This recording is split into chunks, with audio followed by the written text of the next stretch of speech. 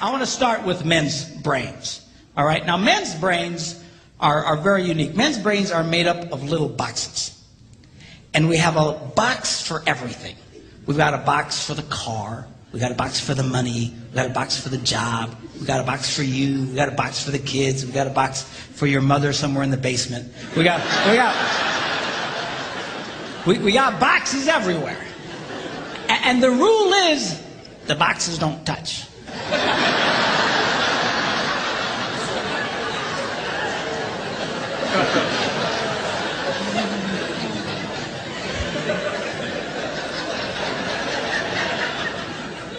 When a man discusses a particular subject, we go to that particular box, we pull that box out, we open the box, we discuss only what is in that box.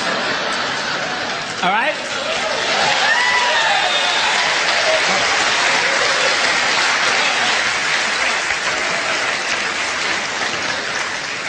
And then we close the box and put it away, being very, very careful not to touch any other boxes.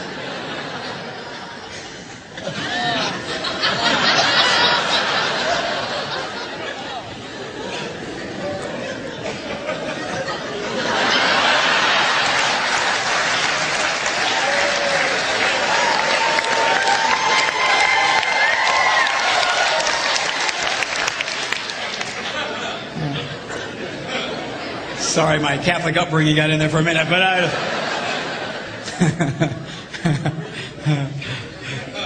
I'm not a Catholic, but I went to Catholic school when I was little. I had a nun who taught on hell like she was born and raised there. I mean, I'll never forget it, but it did me good, actually. It was a good thing. Now, women's brains are very, very different from men's brains. Women's brains are made up of a big ball of wire.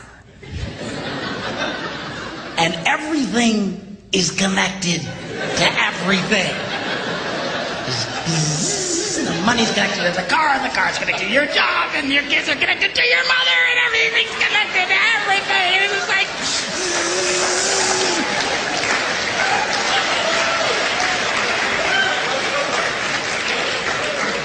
It's like the internet superhighway. Okay? And it's all driven by energy that we call emotion. It's one of the reasons why women tend to remember everything. Because if you take an event and you connect it to an emotion, it burns in your memory and you can remember it forever. The same thing happens for men. It just doesn't happen very often because, quite frankly, we don't care.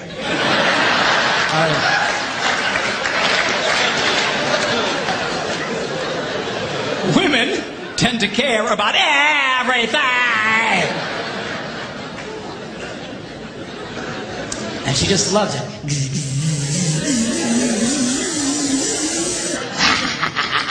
Okay?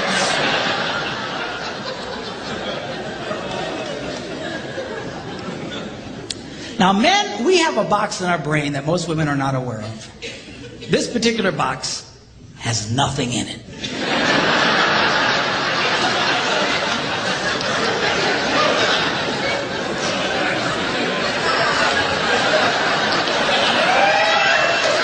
It's true. It's true. In fact, we call it the nothing box. And of all the boxes a man has in his brain, the nothing box is our favorite box.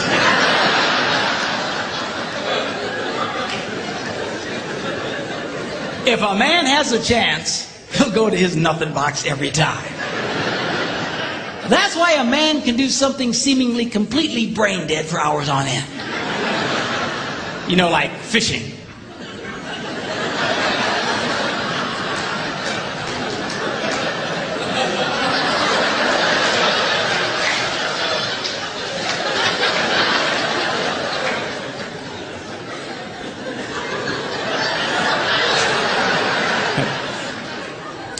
And we love it. That's why a guy can sit in front of a TV and go.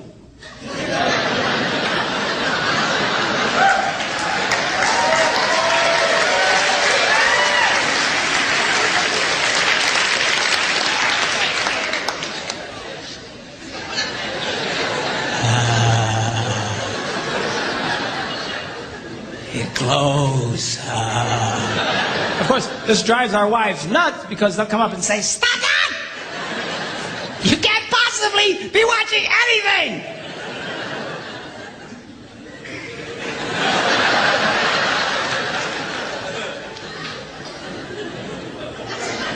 I'm not.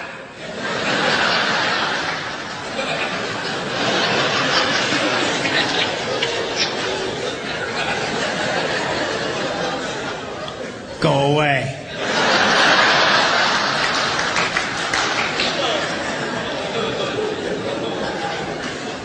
Now they've actually measured this. The University of Pennsylvania a couple of years ago did a study and discovered that men have the ability to think about absolutely nothing and still breathe.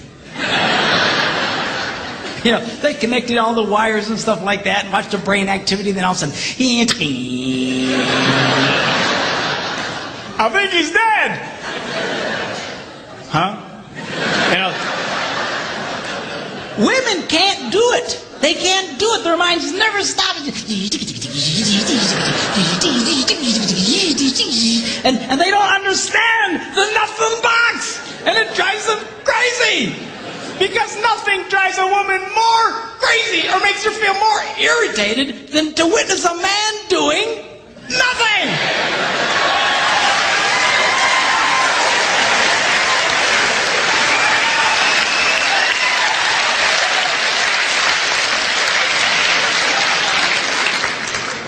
Now, one of the biggest revelations I get out of women is this whole nothing box issue. They just, everything's starting to make sense. And I've had women say, "Oh, it's nothing. Well, can I go in his nothing box with him?" No! Why not? Because then it's something. Besides, you'll walk in there and go, You know, this place could really use some pictures. Nice little table over here, some flowers. Is it? No! Nothing! Get out! We don't want nothing.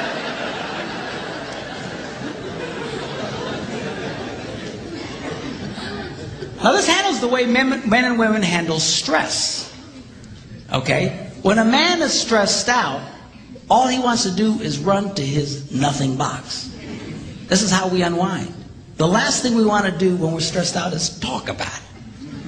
We don't want to talk about it. We just want to.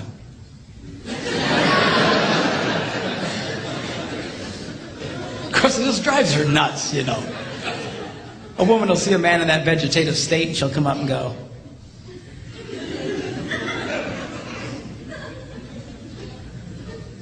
"What you thinking about?"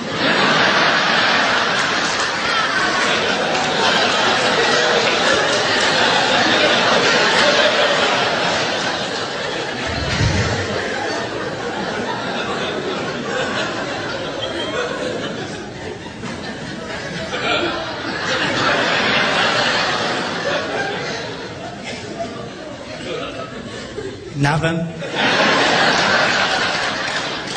We gotta be thinking about something. No, I was thinking about nothing. In fact, I was on a roll till you showed up. Go away. All right? Because that's how he handles stress. He just. Now, when a woman is stressed out, she has to talk about it. If she doesn't talk about it, her brain will literally explode.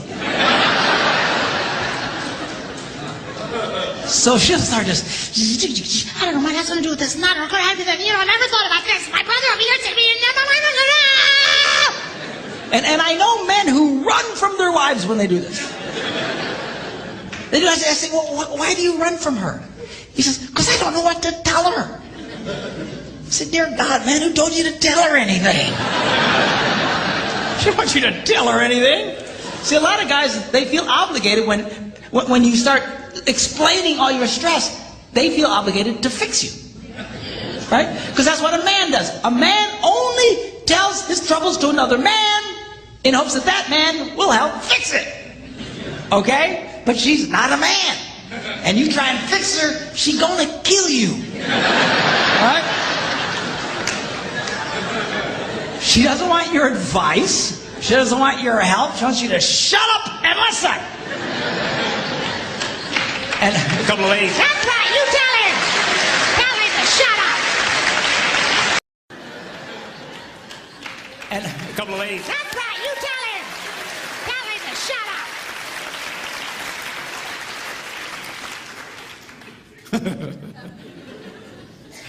They like that. Now, I had one guy tell me, he said, man, if she just tell me how she feels. I said, she doesn't know yet. This is what he means. So that's how she figures out how she feels, by connecting this wire to that wire, this wire, and so. Now, because they love each other, they offer to each other their answer, their solution. A man senses his wife is stressed out. He loves the girl. He offers to the girl his best and finest solution. Or just quit talking about it.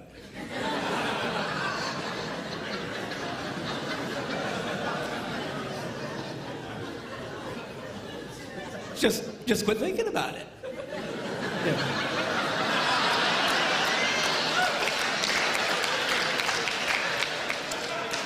And that's when she starts reaching for the knives and stuff. She's gonna stab you if you keep it up, okay? Now, a woman, she senses her husband's all stressed out. She loves him.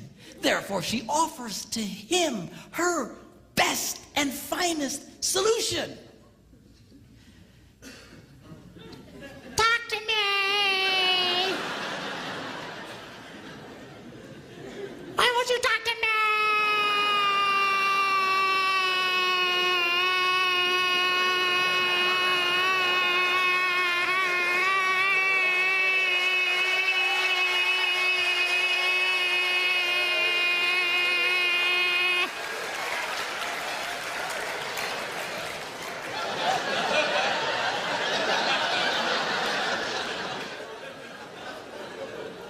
Go away.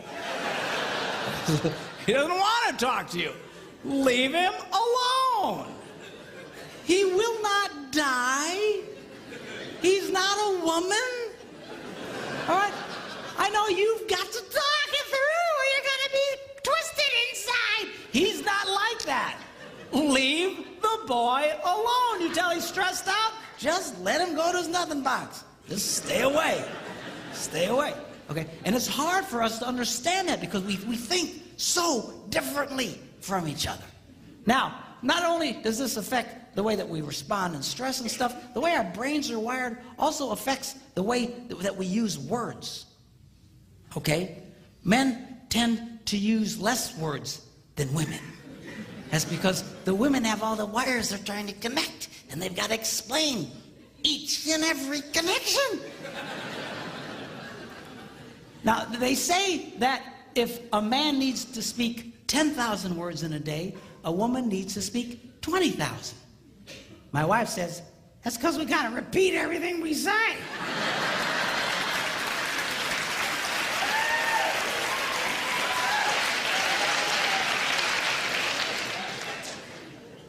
To which I responded, huh? Where is my darling redhead? Is she around? Come up. I want you to meet my wife, Debbie. Come on up here and just...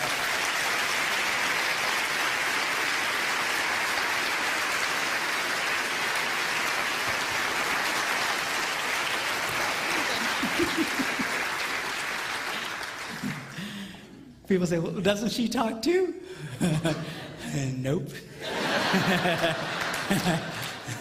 Not to you anyway. She talks to me, but she won't talk to you because she doesn't want to talk to you. That's all. Where's my tablet here? I want to show you something about the whole words thing. You know, they actually measured this. They went in and studied children and babies and found out they actually went and took cameras and put them in nurseries and analyzed the pictures later.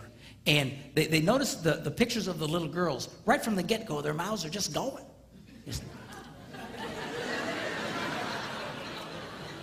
It's true. It's true. And then they analyzed the pictures of little boys, and they're just...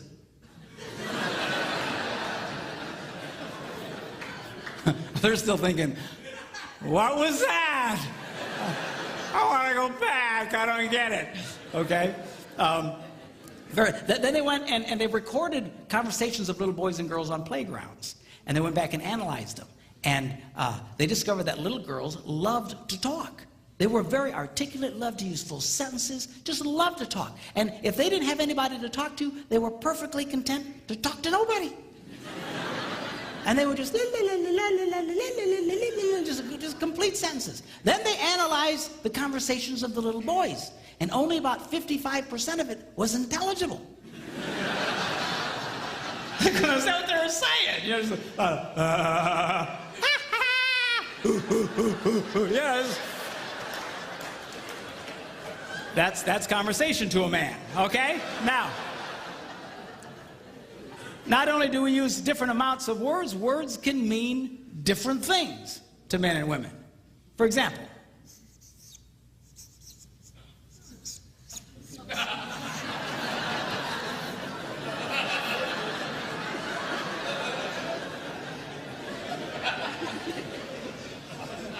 now to most men, 5 minutes means 5 minutes.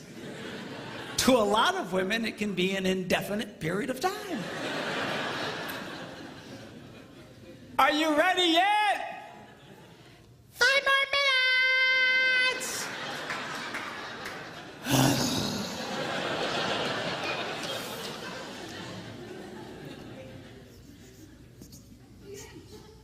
As we discussed, men understand nothing. Women don't understand the significance of nothing. If a woman says nothing, look out, it's something.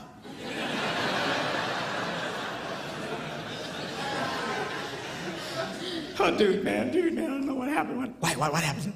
I don't know, I asked my wife what she was upset about. What'd she say? Well, she said nothing. Get out of the house, man, run now, get out!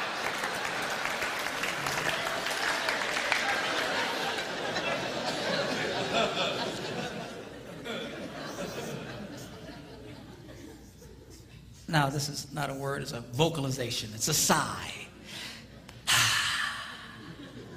Now, when a man sighs, it means everything is good with life. When a woman sighs, it means you are an idiot.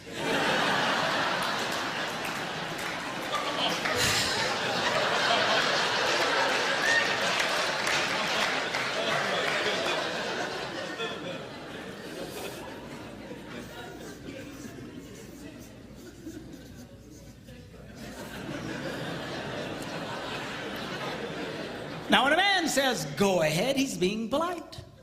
When a woman says, go ahead, she's giving you the opportunity to explain whatever stupid thing it was you just did. But you need to be very careful in the explanation, because it's very likely to be followed by a sigh.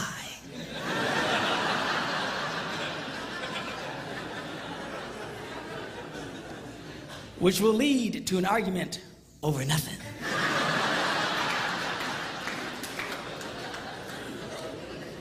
And then you ain't gonna have sex again for at least 5 minutes.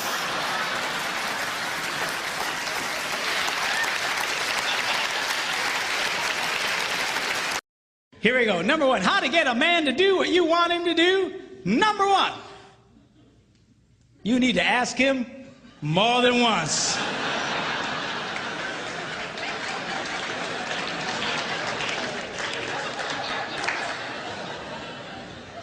Asking a man to do something once is like never having asked him to do it at all. Why is that? Men are always in such a take mode. We're constantly take. We compete taking. We're in business taking. We're just take. We're just in this take mode. And all of a sudden, his wife will say to him, honey, will you do such and such for me? And his left brain says to his right brain, you hear something.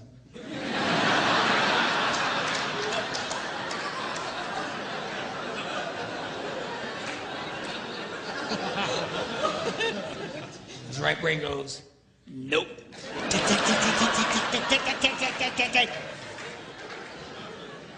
It takes more than once to get through to the boy. Now, a lot of women, they think that, that their husband, they're holding out on them. That we are sitting there intentionally not doing what he asked us to do, just because we're full of hate. But I promise you, when you asked it, it went in one ear, spun around his nothing box, and shot out the other one. And he doesn't remember jack about what you said. Now, when I was first studying this, I thought, this can't possibly be true. This has got to be inaccurate, because I'm married to a woman who has no problem asking me more than once. She said, honey, will you do such and such for me? I go, no. Come on, sweetheart, do this for me. No. She says, come on. She's got the thing, she pats my cheeks. You're such a good husband. Do this thing for me. Okay, and then I do it. So when I was first reading this, they were saying women only like to ask one time. I thought that can't possibly be true. And I remember I was in a church in Green Bay, Wisconsin at the time. I was one of several pastors at a large church there. And I before service started, I thought, I'm going to ask some ladies, because this can't possibly be right. So I quick came up to a lady. I said, let me ask you a question. She said, yeah. I said, do you have a hard time getting your husband to do stuff for you? She goes, Pastor, you have no idea. She says, I asked that man to paint the ceiling. That was back in October. It's March. He doesn't do it. He walks in every day. Just, she's just getting mad telling me about it, okay? And I said, okay. I get it. But let me ask you a question. Because remember, I want to prove what I've just been reading wrong. I said, let me ask you a question. How many times did you ask him to do it? And she stared at me like a dog at a new dish.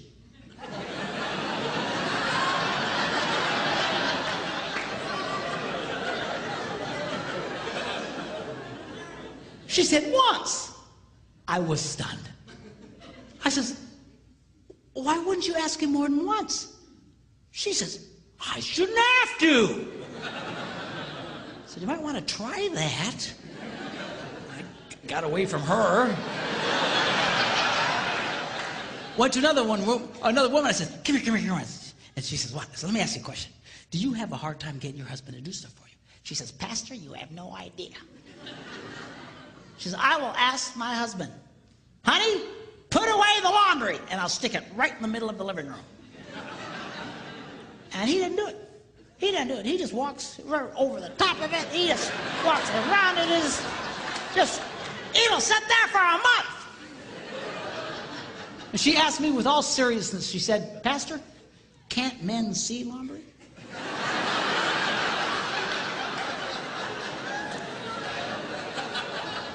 I said, yeah, we can see it, just doesn't mean a whole lot to us. So anyway, she's just getting angry, just tell me about it. So I said, okay, yeah, I get it. But let me ask you a question. How many times did you ask him to do it? And that same startled look. Once. I was amazed. I said, once? Why wouldn't you ask more than once? I shouldn't have to. Time was running out, church was going to start, and I grabbed another lady real quick. I said, come here. She says, what? She says, do you have a hard time getting your husband to do stuff for you? She says, Pastor, you have no... Apparently I'm a complete idiot because I have no ideas. But, yeah, no idea. And she goes on to start living out the horrible transgressions of her idiot husband. And I asked the same question, okay. But how many times did you ask him to do it? Once. I said, why? Why wouldn't you ask more than once? She says, I shouldn't have to. Ladies, are you listening to me? You have to.